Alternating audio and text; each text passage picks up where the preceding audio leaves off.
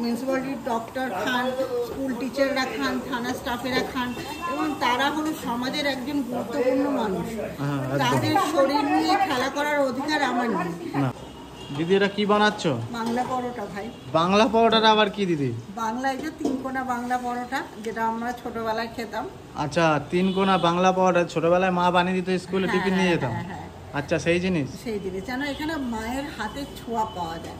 আচ্ছা, মানে যেই আসবে পরোটা খেতে মানে ছোটবেলার কথা মনে পড়ে যাবে, মায়ের কথা মনে পড়বে। আচ্ছা, এরকম 3 কোনা বানানোর মানে পদ্ধতিটা কি করে মাথায় আসলো? কারণ সব জায়গাতেই তো একটু ইউনিক হচ্ছে। আচ্ছা, মানে পেটাই, ঢাকাই, পকেট। আমি ভাবলাম আমি ওইসবের দিকে যাব না, আমি যেটা ছোটবেলা থেকে আমরা যেভাবে বড় হয়েছি খেয়ে সেই জিনিসটাকেই ধরে রাখবো। আচ্ছা, সেটাকে মাথায় রেখে আমরা এই 3 কোনা পরোটাটাকে আমরা এখানে করে থাকি। আচ্ছা, তো ওই জন্য নাম দিয়ে দিলে বাংলা পরোটা। বাংলা পরোটা। আচ্ছা, বাংলা কি এর মধ্যে কিছু আছে নাকি? যে বাংলা কিছু না, আমরা বাংলার মানুষ, আর ছোটবেলা থেকে মায়েরা এরকম ভাবে বাংলার প্রতিটা ঘরে ঘরে মায়েরা এরকম পরোটা তৈরি করে। আচ্ছা, তাই জন্য এটা নাম দিয়েছি বাংলা পরোটা। আচ্ছা, কি তেল ইউজ করা হচ্ছে? সরষের তেল। আচ্ছা, অনেক সব জায়গায় তো তোমার রিফাইন তেল, পাম তেল ইউজ করা হয়, কিন্তু আমার এখানে সরষের তেল, যেহেতু আমার আটাটা তৈরি করা, আটা দিয়ে পরোটাটা তৈরি করা হচ্ছে। আচ্ছা, তার জন্য তেলটাও আমার সরষের তেলই ব্যবহার করা হচ্ছে। আটা দিয়ে তৈরি করা হচ্ছে? আটা দিয়ে কি পরোটা তৈরি হয় নাকি? আটা দিয়ে তো রুটি তৈরি হয়। না, আটা দিয়ে পরোটাও হয় ভাই, কারণ এটা হেলদি। আচ্ছা, এটা হেলদি। তা আটা দিয়ে তো সব জায়গায় শুনেছি নাকি রুটি পাওয়া যায়, পরোটা তো তোমার ময়দারই হয়। হ্যাঁ, কিন্তু ময়দা আমি খাওয়াবো না, মানুষের শরীর নিয়ে আমি খেলা করবো না। কেন বলো তো? কারণ আমার দোকানের পাশে স্কুল আছে, মিউনিসিপ্যালিটি আছে, থানা আছে, এবং তারা এই খাবারগুলো খায়।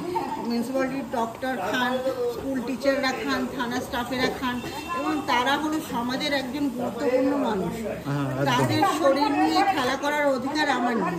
তার জন্য আমি তাদেরকে ভালো হেলদি খাবারটাই দেওয়ার চেষ্টা করি। সেই হিসাবে আটা, রুটি আর সর্ষের তেল দিয়ে ভাজা হয়। আচ্ছা, তো এই বাংলা পরোটার দাম কত নিচ্ছ? এই পরোটাটা, শুধু পরোটা যদি তুমি নাও তাহলে 8 টাকা, আর পরোটার সবজি দিয়ে দিলে 10 টাকা। আচ্ছা, সবজি কি কি থাকে? পরোটার সবজি এর মধ্যে থাকে ছোলার ডাল থাকে, মানে আমরা অল্টারনেটিভ ভাবে করি। ছোলার ডাল, কোনোদিন তোমার কাবলি ছানা, কোনোদিন ঘুগনি, কোনোদিন আর আলুর তরকারিটা রোজ দিনই থাকে। মানে আলুটা প্রত্যেকদিন থাকে।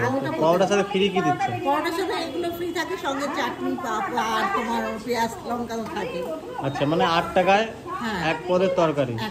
আর যদি অন্য কিছু নেওয়া যায়, 2 পদের তরকারি করা হয়? 2 পদের তরকারি নিতে পারো, তার জন্য আমরা এক্সট্রা চার্জ নেওয়া হয় না। আচ্ছা, তো আচ্ছা, এখানে তো চিকেনের সাথেও কি তোমার এই বাংলা পরোটা পাওয়া যাচ্ছে নাকি? বাংলা পরোটা তুমি চিকেনের সাথেও খেতে পারো। আর চিকেনের সাথে কত দাম নিচ্ছ? তোমার 2 পিস চিকেন 50 টাকা, যেটা আমি আগেও বলেছি। আচ্ছা, আর একটা পরোটা 8 টাকা করে পড়ছে। এবার তুমি যতগুলো খাবে তোমার ব্যাপার।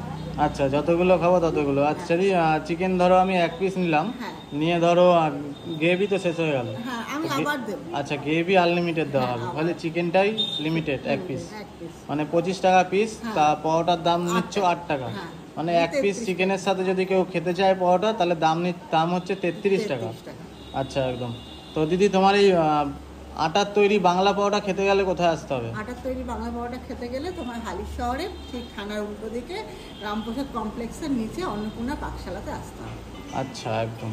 টাইমিংটা বলে দাও দিদি, কটা থেকে কটা? সকাল 8টা থেকে রাত্রি 10:30 অবধি তুমি পাও। মানে সারাটা দিনই পাওয়া যাচ্ছে?